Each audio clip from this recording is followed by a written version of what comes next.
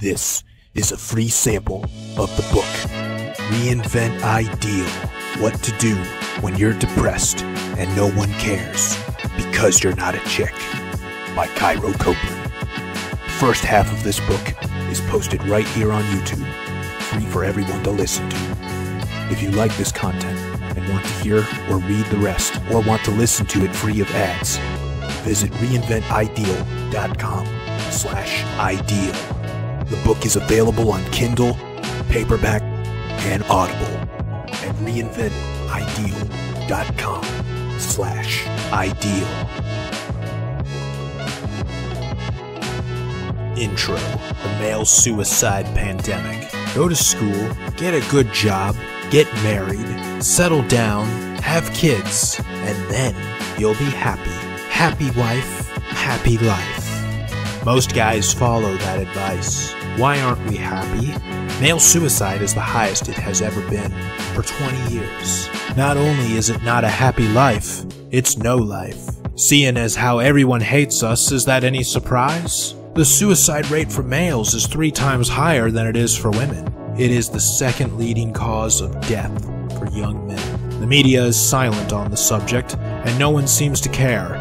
Teenage boys commit suicide at 5 times the rate of teenage girls. A feminist challenged me on that statistic. She said it's just that men are more successful at their suicide attempts because they're more violent with it. Due to our violent nature, she added. Why then was the suicide rate in 1940 equal between male and female? Did women get less violent, or men more so? The rate for men accelerated in the early 70s and has been on the rise since then. But how does the rest of the world respond to this stat? Maybe the correct solution is for guys to be able to share their feelings, make their thoughts known, and be more vulnerable. It's traditionally not been welcomed. But we're not told to do this now in an encouraging way. Instead, the world says we're bastions of toxic masculinity if we don't. Even dishing out a prescription that should be an offer of help, the world phrases it as an attack. As expected, many guys would rather die than live in today's world. When we're not being attacked, we're being blamed for our own problems. The Office of National Statistics had this to say about the rising suicide rate. Generally, higher rates of suicide among middle-aged men in recent years might be because this group is more likely to be affected by economic adversity, alcoholism, and isolation. It could also be that this group is less inclined to seek help. No self-reflection, of course, on how modern society has failed males across the board. And no mention of the following: anti-male sentiment that is prevalent everywhere from classrooms to courtrooms. We're told by our mothers, teachers, sisters, female friends, movies, and pop culture that women want a nice, sweet, mindful man, but they turn us down every time to be with a douchebag. When it comes to forming and maintaining relationships with women, we're expected to just get it. No one tells us how to just get it. And if we seek information on how to get it, we're viewed very unfavorably. We're expected to read her mind. Many men have experienced this scenario. He asks her if she wants anything while he's going out, and she says no. But later, he finds out she did want something, and her expectation was that it should have been obvious to him. We're portrayed as bumbling idiots in ads, movies, and pop culture.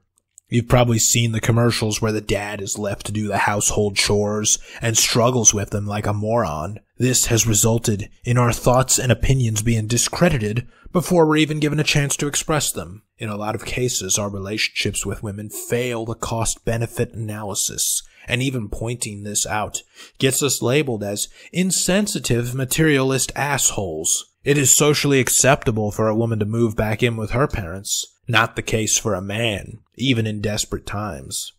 Social scientists estimate that while 42% of marriages end in divorce, 66% of them are initiated by women. And we're the ones with commitment issues? Divorce is very unforgiving on men. The man will likely lose primary custody of his kids, a large share of his assets, and substantial control of his future income. Divorce increases his likelihood of suicide as well. It is socially acceptable for a woman to choose a man that makes more than her, but a man does not have that option. Even if he did, he wouldn't take it for fear of social shame. As men, we don't have a support group. Emotional first aid is non-existent among each other. Women have this with their closest friends, but good luck finding that same connection among guys, even brothers. And society tells us to just man up. The presumption of bad intentions is always hanging over our head.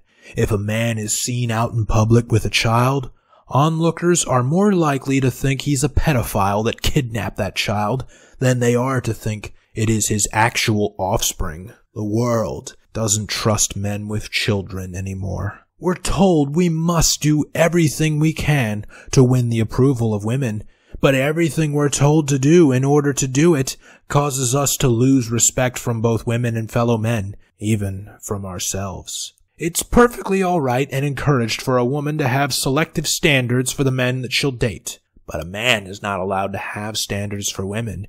He must accept them and all their flaws as they are, or else he's not a real man. We're loved only conditionally. Women, children, and pets are loved unconditionally. But a man is only loved under the condition that he provides. Once we are judged to be useless by either an employer or an ex-wife, there is no one offering us a countering opinion. For the most part, the world will fall in agreement with the employer or ex in the form of unsympathetic governments and courts. Complain about any of this and you will not be met with sympathetic ears. The fact of the matter is that no one cares because you're not a chick. If you're a straight male, you're a danger that must be kept in check. But if you're female, you're the future and must be cared for. That's been the message worldwide, pushed by all social imperatives. And as the voices that express that imperative get louder and more plentiful, male suicide increases right with it. While man-hating has been around since the 1960s and 70s, the mouthpieces of it existed only on the margins of society. Now, it is the mainstream of modern culture. The Fempowerment mandate has spoken. It demands that anything that benefits, celebrates, protects, or propels women upward, even at the expense of men, must be done as it is the correct course of action. Few spaces exist now for males that are free of criticism, mockery, and contempt. What has heightened the severity of this attack is seeing how the other gender is treated. In the social pecking order today, women are held in high regard.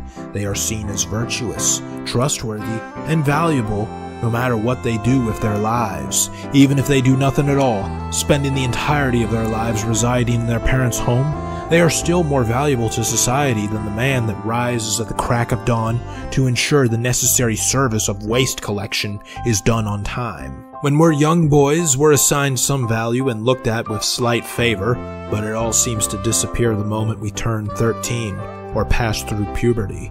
After that, we're judged on our usefulness to others, how much money we can earn, how good of a provider we can be to a wife, or to the government through taxes. Once you grow up, and life doesn't go as you had hoped, you may become depressed, but no one cares, because you're not a chick. The Fempowerment mandate has taken claim on all the concern that society can express and demand it be directed exclusively to women. There's one item that is far worse than all the sorrows listed off earlier, and is perhaps catalyst to why so many males are ending themselves. How we're told to live, through social imperatives and cultural conditioning, is not a way that allows us to be happy. In fact, it causes more misery than anything else life throws at us. Want to know how to avoid the greatest cause of male misery? Hear about the life path described in the next chapter. And I beg you, if you have a son and want to protect them from a ruined life and heightened risk of suicide, encourage him to avoid the life path described in the next chapter. Thank you for listening to this free sample of the book, Reinvent Ideal: What to Do When You're Depressed and No One Cares Because You're Not a Chick, by Cairo Copeland. If you enjoyed it and want to hear or read the rest, or want to listen to it free of ads, visit reinventideal.com/ideal. The book is available on Kindle, paperback, and Audible at reinventideal.com/ideal.